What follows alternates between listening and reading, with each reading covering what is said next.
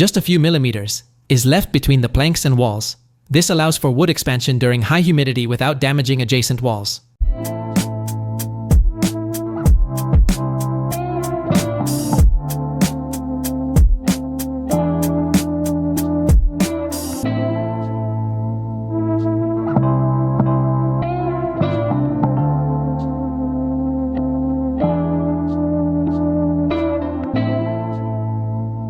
The second floor installation follows.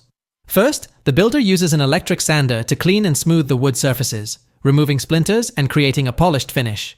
Since the second floor beams also form the first floor's ceiling, they must be finished to perfection to maintain interior aesthetics.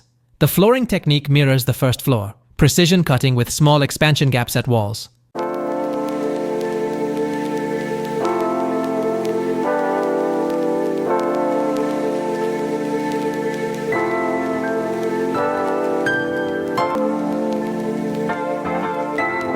As flooring progresses, both interior and exterior partition walls are mounted.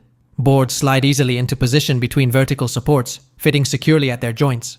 The same methodology is applied to attic interior walls. To separate the room ceilings from the attic space above, a wooden divider layer is added. Structural beams provide stability while wooden planks fill empty spaces, completing the second floor ceiling installation. For curved or hard-to-reach spaces, the carpenter employs a clever technique.